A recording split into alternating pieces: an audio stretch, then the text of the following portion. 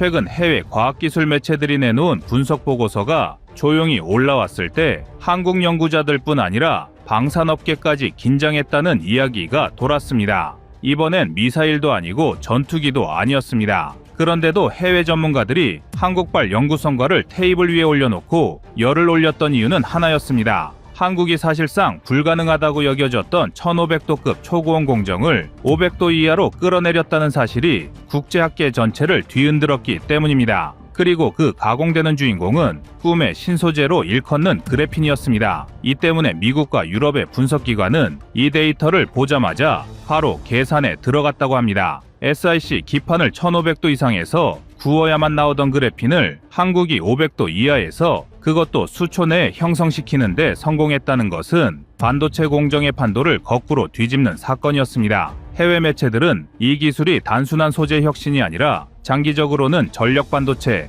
RF 소자, 군사용 고출력 전자장비의 단가를 재편할 신호탄이라고 표현했습니다. 한국이 지금 만들고 있는 K방산 플랫폼 대부분이 고출력 반도체를 기반으로 운용된다는 점까지 언급되면서 국내 방산 커뮤니티도 술렁였다는 말이 나왔습니다. 특히 유럽의 분석팀들이 가장 먼저 체크한 부분이 SiC 기판의 재사용 여부였다는 점이 흥미롭습니다. SiC는 전 세계에서 가장 비싼 반도체 기판 중 하나로 잘 알려져 있고 미군이 쓰는 고출력 레이더, 전자전 장비, 고속통신 장비에도 들어가는 귀한 소재입니다. 그러나 지금까지는 1500도 공정 때문에 표면이 거칠어지고 두께가 불균일해져 수십만 원대 고가 기판을 한번 쓰고 폐기하는 경우가 많았습니다. 그런데 한국 연구팀이 개발한 500도 이하 저온 그래핀 공정은 기판의 원자 단위 매끈함까지 유지되면서 수차례 재사용이 가능해진다는 점이 외신 분석의 핵심이었습니다. 해외 매체들은 한국이 이번 실험에서 실리콘 카바이드 위에 단결전급 그래핀을 단층에서 다층까지 자유롭게 조절해 수초 만에 형성시킨 부분을 특히 강하게 주목했습니다.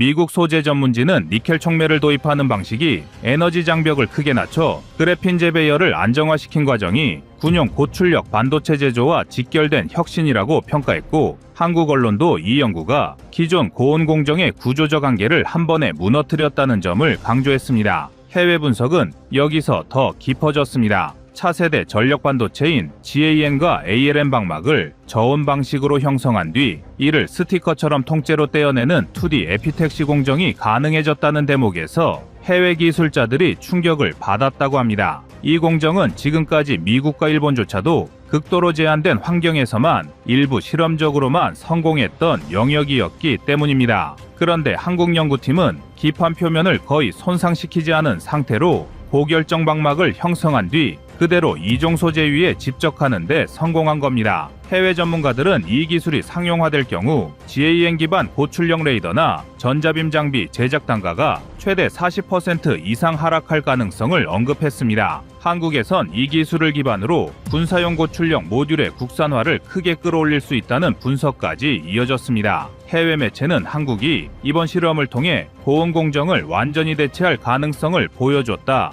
군용, 산업용 반도체 시장의 질서를 재편할 변수라고 전했고 국내 언론은 미래 전력 반도체 제조비 절감의 직접적인 해법이라고 표현했습니다. 이렇게 해외 분석을 종합하면 한국이 이번 연구에서 보여준 핵심은 세 가지로 귀결됩니다. 첫째, SiC 기판을 소모품이 아니라 재사용 가능한 자산으로 만드는 기반 기술 확보한 것입니다. 둘째, 단층부터 다층까지 그래핀 두께를 수초 단위로 통제하는 저온 기반 제조 공정에 세계 최초 실증한 것인데요. 그리고 마지막 셋째는 기존 고온 공정이 절대 넘을 수 없던 결함과 거칠기 문제를 제거해 고성능 GaN과 ALN 반도체의 품질을 한 단계 끌어올린 점입니다. 이 모든 결과가 단순한 연구실 이벤트가 아니라 한국 방산과 반도체 산업 전체의 비용 구조, 개발 속도, 자율성을 통째로 바꿔버릴 잠재력을 지닌 사건이라는 겁니다. 해외 매체들도 이 점을 즉시 포착했고 이를 한국의 차세대 전력 기술의 분기점으로 규정하면서 보도했습니다. 이런 분석이 나오자 국내 방산업계는 질문 하나를 던지기 시작했습니다.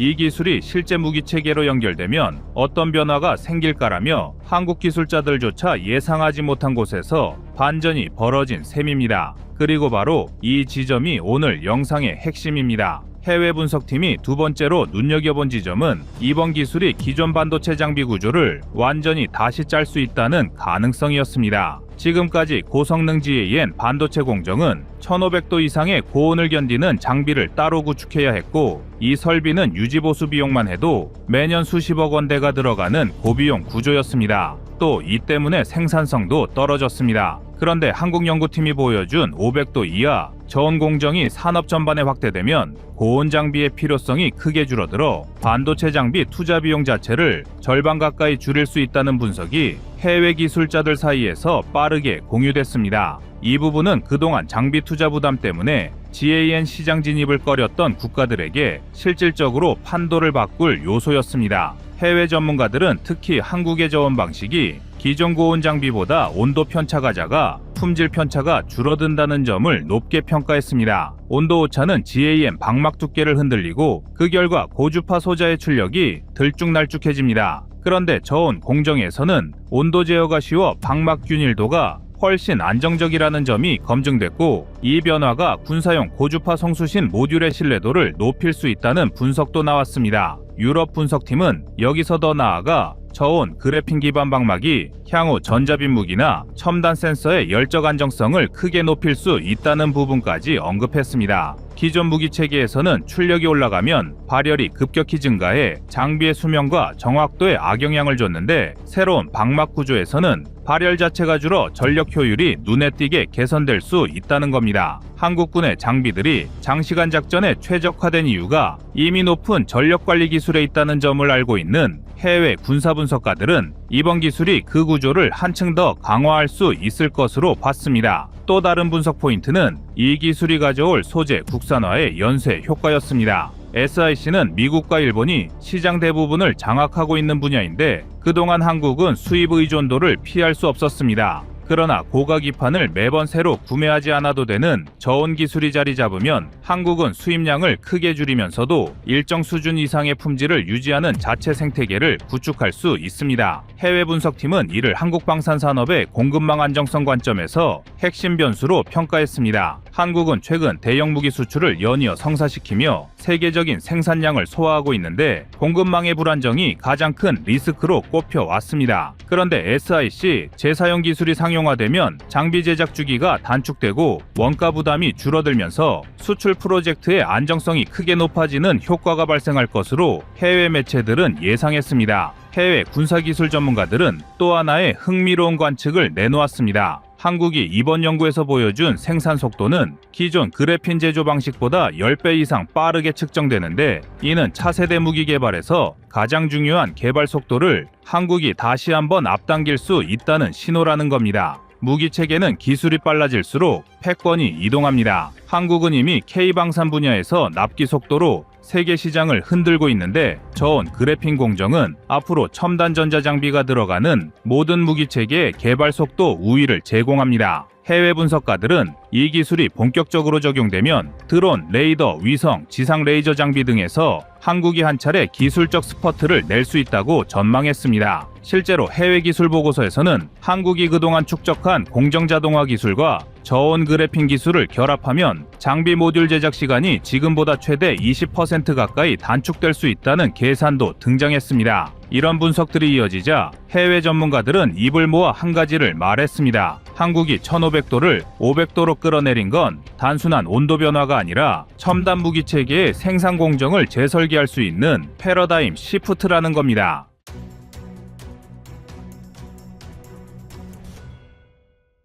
다음은 25년 3월 31일 램제트 포탄 개발 영상입니다.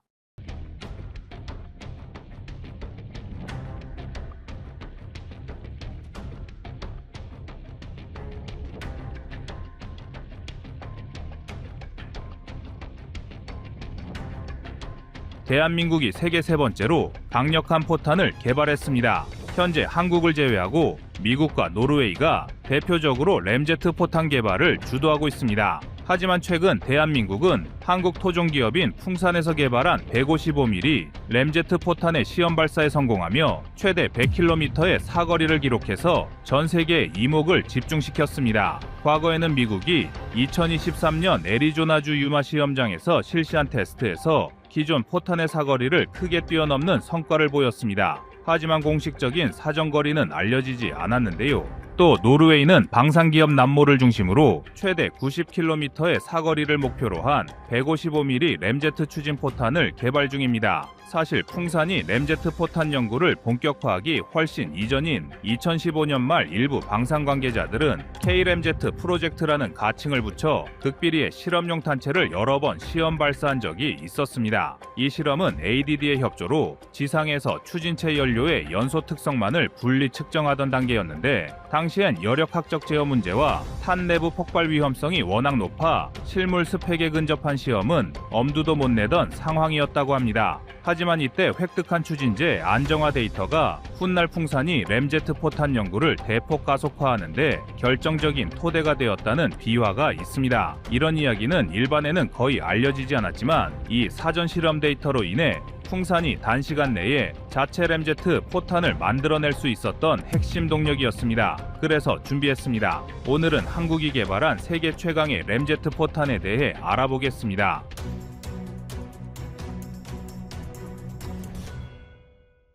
드디어 포병의 혁명으로 불리는 램제트 포탄이 국내에서 모습을 드러냈습니다. 이 포탄은 K9 자주포뿐만 아니라 차륜형 자주포까지 성능을 획기적으로 끌어올릴 미래 기술로 손꼽히는 기술인데요. 이 때문에 벌써부터 국내외의 관심이 폭발하고 있습니다. 과거부터 풍산은 전통적으로 탄약 분야에 막대한 역량을 쏟아온 업체입니다. 155mm 포탄, 소구경탄, 그리고 해군용 한포탄 등 다양한 탄약을 생산해왔는데 최근에는 단순히 대량 생산 방식에서 벗어나 어떻게 하면 더 먼 거리, 더 정확하게 타격할 것인가를 고민하며 특수탄 개발로 눈을 돌렸습니다. 고폭탄은 전장에서 여전히 강력하지만 사거리를 극대화하는 탄약 발전의 흐름 속에선 기존 기술로는 한계가 있습니다. 그래서 전 세계 주요 국가들은 로켓 보조 추진탄이나 베이스 블리드탄을 통해 사거리를 늘려왔습니다. 우리나라도 랩탄과 비비탄으로 어느 정도 사거리 증대 효과를 봤습니다.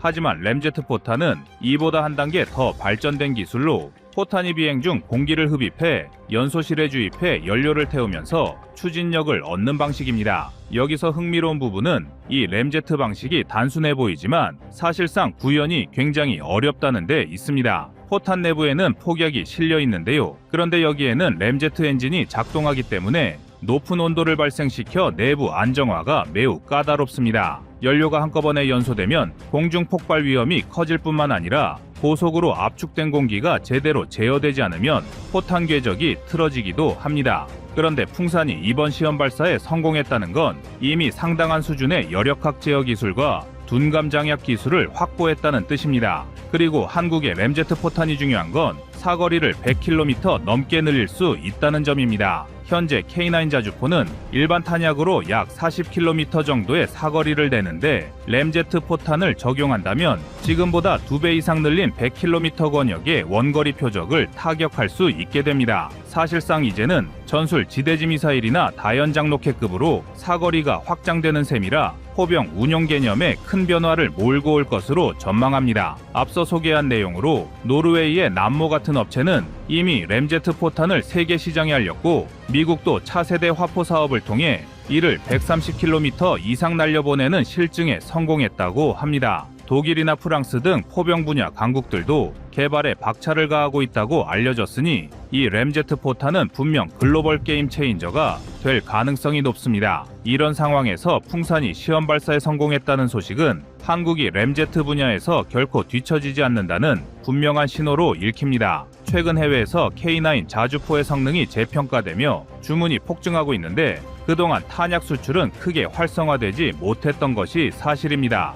그나마 우크라이나 전쟁으로 한국산 포탄의 주가가 올라갔지 이전에는 한국산 포탄이 있는지도 몰랐을 것입니다. 사실 대부분의 국가가 기본 고폭탄은 자국 내에서 생산하려 하고 한국에서 완제품을 대량 구매하는 흐름이 적었습니다. 하지만 램제트 포탄이 상용화되면 이야기가 완전히 바뀝니다. 왜냐하면 램제트 포탄은 아직 세계적으로도 개발이 쉽지 않아 뛰어난 기술력을 가진 업체가 우위를 선점할 수 있기 때문입니다. 풍산 입장에선 이 특수탄을 기반으로 해외 시장을 적극적으로 공략할 수 있고 K9 자주포를 도입한 나라가 사거리 연장과 정밀 타격 능력까지 확보하려면 결국 한국의 램제트 포탄 기술에 의존할 수밖에 없는 구조가 만들어지게 됩니다. 게다가 이 기술은 포병 외의 다른 분야로도 확장이 가능합니다. 대표적으로 거론되는 것이 한국형 미티어 미사일입니다. 고체 램제트 엔진이 적용된 미티어 미사일은 종말 단계에서 고속 기동이 가능하며 최대 사거리에서도 높은 추력을 유지하기 위해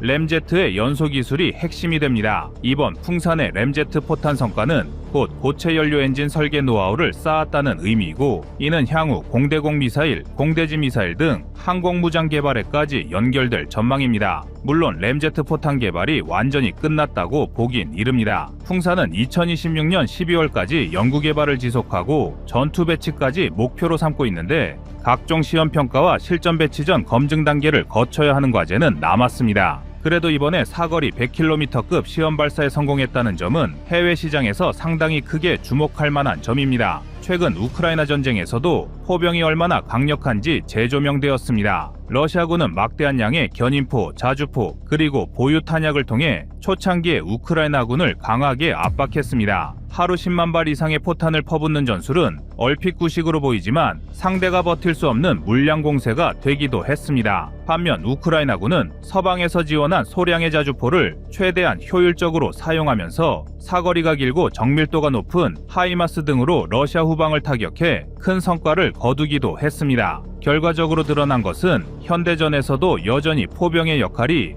굉장히 중요하다는 사실입니다. 특히 사거리와 정밀도가 충돌 없이 함께 확보된다면 적의 후방까지 깊숙이 타격하면서 적군의 지휘체계나 보급로를 마비시킬 수 있는 것입니다. 게다가 자주포는 기동성이 뛰어나 각종 방어수단과 결합해 생존성을 높일 수도 있습니다. 이미 K9 자주포는 세계 각국에서 좋은 평가를 받았고 폴란드를 비롯해 여러 나라가 속속 도입하고 있습니다. 만약 이들 국가가 K9 자주포 플러스 램제트 포탄 조합을 갖추게 된다면 재래식 포병의 작전 반경 자체가 비약적으로 늘어납니다. 예를 들어 폴란드가 러시아 국경 근방에서 작전을 수행한다고 가정하면 이전에는 손이 닿지 않았던 후방 지역도보다 적극적으로 압박할 수 있게 되는 것입니다. 한국군 입장에서도 마찬가지입니다. 국지전 상황에서 후방의 핵심 표적을 노리거나 해안포를 기습 타격해야 한다면 100km급 램제트 포탄은 매우 위협적인 수단이 됩니다. 또한 차륜형 자주포가 향후 개발 완료된다면 이 포탄 역시 호환되도록 해서 기동성과 사거리 모두를 잡게 될 것으로 기대됩니다.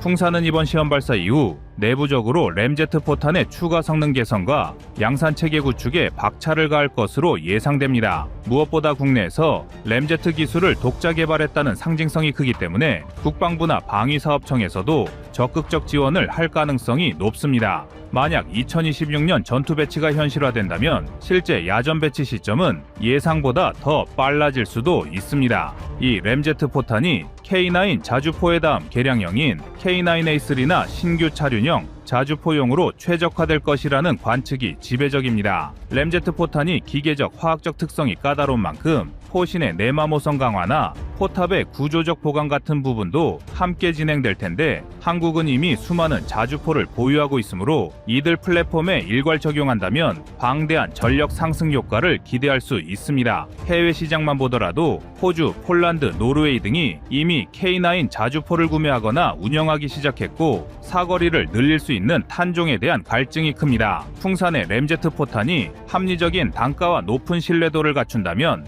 향후 세계 시장을 선점하는 것은 시간 문제일 수 있습니다. 게다가 향후 인공지능을 접목해 표적을 자동으로 선별 유도하는 등 정밀도를 더 높이려는 시도도 이어질 것으로 보이는데요. 한편 일부 군사 전문가들은 램제트 포탄이 완성 단계에 이르기까지 아직 넘어야 할 기술적 운용적 과제가 남아있다고 지적합니다. 발사 직후 매우 높은 가속도와 열이 발생하는 환경에서 연소실이 안정적으로 작동해야 하고 포신 마모 문제 또한 해결해야 합니다. 하지만 그럼에도 불구하고 세계 몇 안 되는 시험 발사에 성공했다는 것은 이미 가장 어려운 문턱을 넘어섰다는 뜻이니 앞으로 남은 부분은 얼마나 빠르고 정확하게 최적화를 해내느냐의 싸움이 될 것으로 보입니다. 결론적으로 풍산이 주도하고 있는 155mm 램제트 포탄 사업은 한국 포병 전력의 새로운 이정표가 될 것입니다. 러시아 우크라이나 전쟁으로 재부각된 포병의 가치와 글로벌 시장에서